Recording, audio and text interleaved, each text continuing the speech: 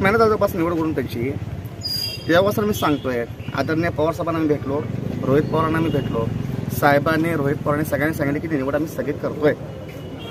नंतर आम्ही जयंत पाटील साहेबांना पत्रव्यवहार आम्ही केला आहे. त्यांच्या पत्त्यावर काकांच्या पत्रावर पोस्टल आम्ही ॲड्रेस टाकून त्यांना पत्रव्यवहार आम्ही केलेला आहे. रिसिप्ट असं ते आम्हाला ते कळालं. तिथं सगळं असताना देखील पुन्हा त्या माणसाचं राड हे का करतात, माझा पहिला प्रश्न आहे. दुसरा प्रश्न, गेली वर्ष दीड वर्ष झालं पक्षाचा कार्यक्रम ग्रामीण असतो किंवा शहराचा असतो कार्यक्रम असतो, शहराचा कार्यक्रम शहराच्या लोक घेतील, ग्रामीण कार्यक्रम आम्ही घेतोय. आज तुम्ही पत्रव्यवहार बंधू तुम्ही नव्हता तिथं, जे ज्या उपस्थित होते त्या लोकांना कळलं असेल. अभूतपूर्व गोंधळ त्या कार्यक्रमात झाला.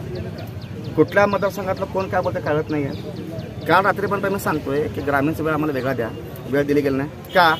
कोणीतरी एक माणूस चुकीचं फिडिंग करतो वर पोलीस ऑफिसला, तो सांगतो की एकत्र आपण कार्यक्रम करू, वेळ आपल्याला नाही आहे. जर वेळ तुम्हाला नव्हता साहेब, 12चा टायमिंग आम्ही दिला होता, आम्ही 10चा टायमिंग घेतला होता, 12चा टायमिंग ग्रामीणचा होता. आता वाजे जवळपास मला वाटतं 4 वाजत होता. 12 ते किंवा 1 ते 4 ग्रामीणचा सुसूट कार्यक्रम झाला असता. शहरात 3 मतदारसंघात त्यापैकी एका दुसरा पण लढतो आम्ही, आमचा पक्ष. ग्रामीणच्या मतदारसंघात जवळपास 7 मतदारसंघ आम्ही लढतो. 7 मतदारसंघातले जवळपास एका मतदारसंघात 2-3 इच्छुक माणसं आहेत. हे लोक त्यांची माणसं घेतात, समाज घेतात. आज आम्ही विचार केला होता, काल आम्हाला सुधीर खरडमल साहेबांच्या ऑफिस म्हणून शहराच्या ऑफिस मला फोन आला होता, मला फोन आला होता. त्यांनी मला सांगितलं तुमचा फोटो पाठवा, कारण तुमचा फोटो बॅनरवर लावायचा आहे. आता तेच सांगतोय. तर त्यानंतर मला काय माहिती कल्पना काय नव्हती. मला सकाळी बघतो मी कार्यक्रमाच्या ठिकाणी त्या बॅनरवर माझा फोटो गायब आहे. मग 6 महिन्याखाली माणसाची निष्ठा एवढी काय चांगली झाली का, भाजपून आले आम्ही वर्षभर केरळ, आमचं काम फिकं पडलं का. निष्ठेचं न्याय असं असतो का, निष्ठालाच म्हणतात का. आणि निष्ठावंतर हे जर न्याय असेल, हा निष्ठावांचा मेळावा कुठल्या कामासाठी आहे, ह्या प्रश्न आम्हाला विचारत होता. पण प्रश्नाचा आम्ही प्रयत्न केला, कानात बोलण्याचा प्रयत्न केला, कोणी दाद दिली नाही.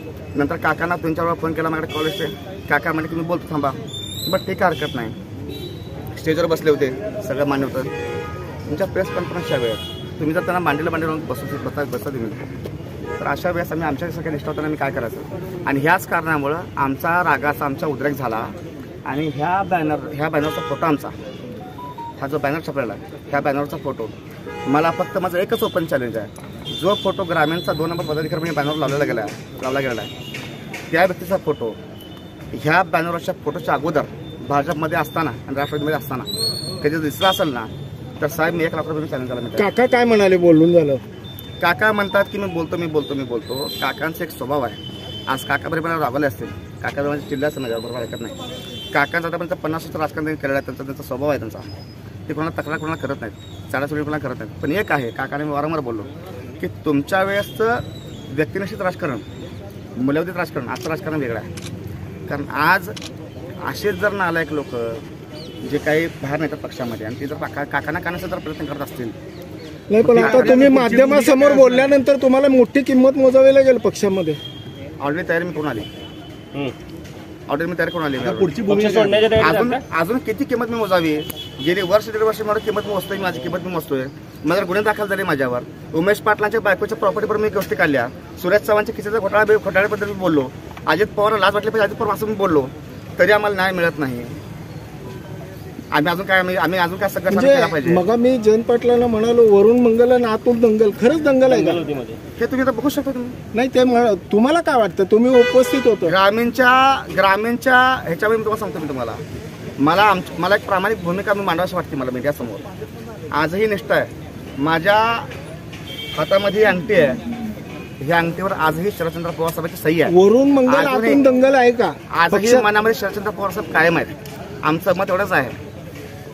मला पद देण्याची खंत मला नाही आहे. उपपर सुंदर लोकांना पद देऊ नये. आतूनची दंगल आहे, आतलीची दंगल आहे, ती दंगल संपू शकते. फक्त गटबाजी न करता संघटना चालवली पाहिजे.